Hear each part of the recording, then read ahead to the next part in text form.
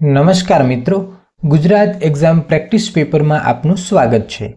મિત્રો, તમે કોઈ પણ પરીક્ષા માટે તૈયારી કરતા હશો, મહેનત કરતા હશો, પરંતુ એ અભ્યાસ પછી પ્રેક્ટિસ અને રિવિઝન ખૂબ જ જરૂરી છે।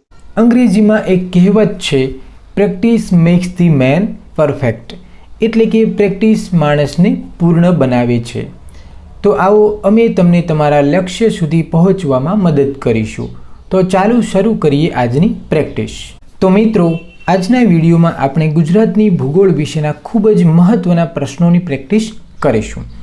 પહેલો પ્રશ્ન છે, ગુજરાતનો દરિયા કિનારો કેટલો લાંબો છે અને તે ભારતમાં દરિયા કિનારાની લંબાઈની દ્રષ્ટિએ કયા ક્રમે આવે છે? તો જવાબ છે મિત્રો, ગુજરાતનો દરિયા કિનારો આશરે 1600 કિલોમીટર લાંબો છે। તે ભારતમાં દરિયા કિનારાની લંબાઈની દ્રષ્ટિએ પ્રથમ ક્રમે આવે છે। બીજો પ્રશ્ન છે, ગુજરાત રાજ્યનું કુલ ક્ષેત્રફળ કેટલું છે અને તે ભારતના કુલ ક્ષેત્રફળના આશરે કેટલા ટકા છે? જવાબ છે, ગુજરાત રાજ્યનું કુલ ક્ષેત્રફળ 1,96,024 ચોરસ કિલોમીટર છે। તે ભારતના કુલ ક્ષેત્રફળના આશરે 5.97% જેટલો ભાગ રોકે છે।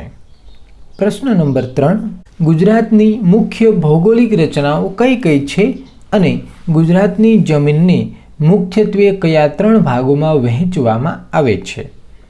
જવાબ છે, મુખ્ય ભૌગોલિક રચનાઓ છે ડુંગરાળ પ્રદેશો, મેદાનો અને દરિયા કિનારાના પ્રદેશો।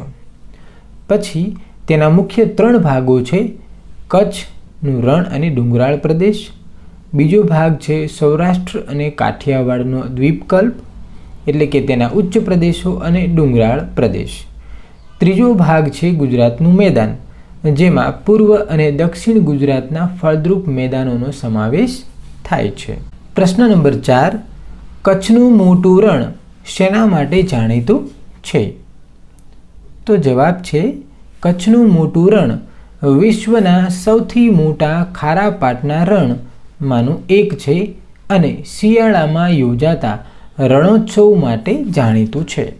પાંચમો પ્રશ્ન, કચ્છનું નાનું રણ શેના માટે જાણીતું છે?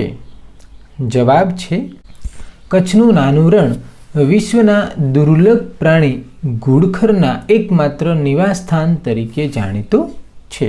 પ્રશ્ન નંબર 6, ગુજરાતનો સૌથી ઊંચો પર્વત કયો છે અને તેના શિખરનું નામ શું છે? આ પર્વત કયા જિલ્લામાં આવેલો છે? જવાબ છે, ગુજરાતનો સૌથી ઊંચો પર્વત ગિરનાર છે। તેના શિખરનું નામ ગોરખનાથ છે। આ પર્વત જૂનાગઢ જિલ્લામાં આવેલો છે। પ્રશ્ન નંબર 7, ગુજરાતમાં પેટ્રોલિયમ અને કુદરતી વાયુના ઉત્પાદન માટે જાણીતા મુખ્ય ક્ષેત્રો કયા કયા છે? તો જવાબ છે, પેટ્રોલિયમ અને કુદરતી વાયુના ઉત્પાદન માટે જાણીતા મુખ્ય ક્ષેત્રો આ પ્રમાણે છે: અંકલેશ્વર, લુણેજ જે આણંદ નજીક આવેલું છે, કલોલ, મહેસાણા, ખંભાતનો અખાત જે દરિયાઈ તેલ ક્ષેત્ર ગણાય છે। પ્રશ્ન નંબર 8, ગુજરાતના કયા અખાતમાં જ્વારીય ભરતી ઉર્જા એટલે કે ટાઇડલ એનર્જીનો પ્રોજેક્ટ આવેલો છે? તો જવાબ છે, ખંભાતના અખાતમાં જ્વારીય ભરતી ઉર્જાનો પ્રોજેક્ટ આવેલો છે અને તેનું મુખ્ય કારણ છે કે આ કિનારે આવતી ઊંચી ભરતી ઓટ છે। પ્રશ્ન નંબર 9, ગુજરાતમાં મેંગ્રોવ જંગલો ક્યાં ક્યાં આવેલા છે? તો જવાબ છે, ખંભાત અને કચ્છના અખાતના કિનારે મેંગ્રોવ જંગલો આવેલા છે। પ્રશ્ન નંબર 10, ગુજરાતનું એકમાત્ર એવું સ્થળ કયું છે જ્યાં એશિયાટિક સિંહોનું કુદરતી નિવાસસ્થાન છે અને તે કયા મુખ્ય જિલ્લાઓમાં ફેલાયેલું છે? તો જવાબ છે, ગુજરાતનું એકમાત્ર એવું સ્થળ જ્યાં એશિયાટિક સિંહોનું કુદરતી નિવાસસ્થાન છે તે ગીર રાષ્ટ્રીય ઉદ્યાન અને અભયારણ્ય છે। તે મુખ્યત્વે ગીર સોમનાથ, અમરેલી અને આંશિક રીતે જૂનાગઢ, ભાવનગર જિલ્લાઓમાં ફેલાયેલું છે।